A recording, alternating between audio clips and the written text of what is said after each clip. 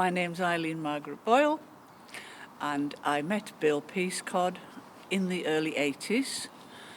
We were in a group of painters. I was possibly the youngest one amongst them, and we used to go every September and sign on for the course in Workington College in the art room.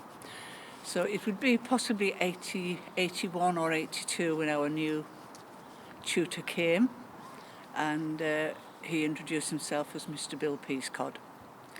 And he'd been a painter, or was still a painter, and he would begin to teach his ways, where the previous tutor taught his ways.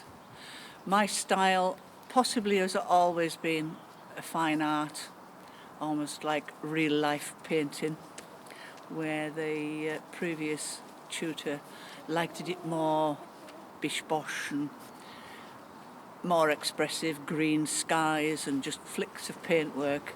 Bill very soon realised that I like to put every detail into something, and he allowed me to do that. But one day I was sitting painting a sailing ship coming out of the storm.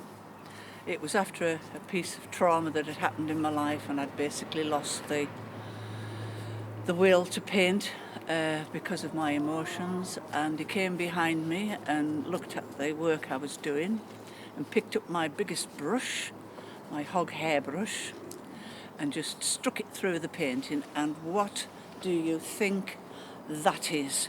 Paint it again. And I turned around and I was horrified at what he'd done. But then when I sat and looked, and I looked and I looked, I could see cheese wedge shaped pieces in the painting, and that is more or less how I painted it again.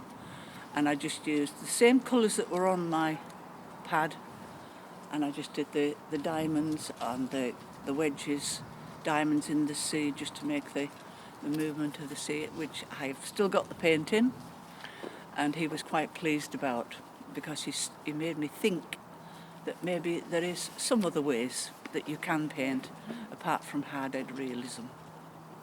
Did you ever come across his love of pottery as well?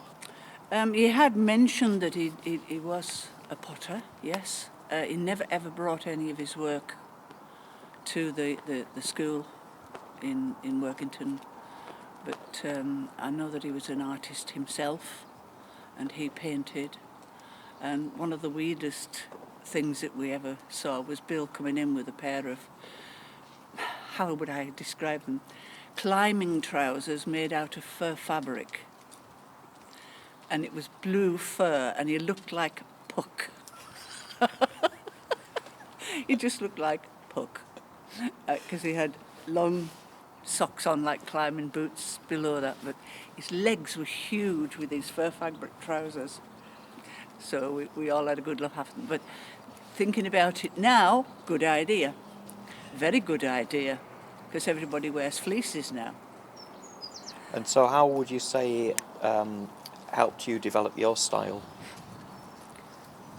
He just made me see the colours better, and that I didn't have to stick to everything that was there, that you could put down different colours in a painting and you could get away with it.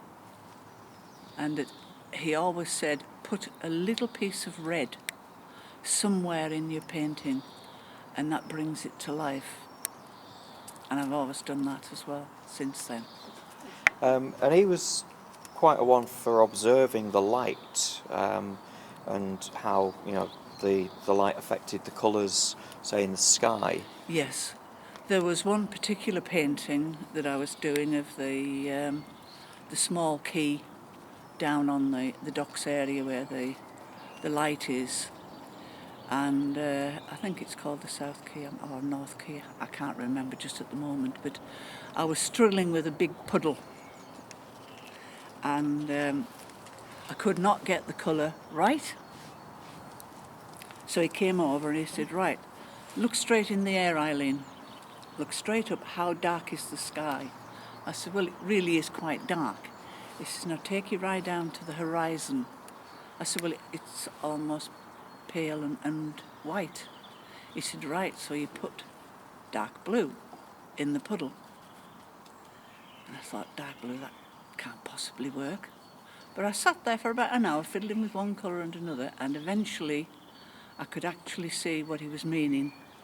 And I finished the painting with the knowledge that the sea, I could watch the sea just moving slightly, and I could see that reflection in the puddle, and that is how I finished the painting.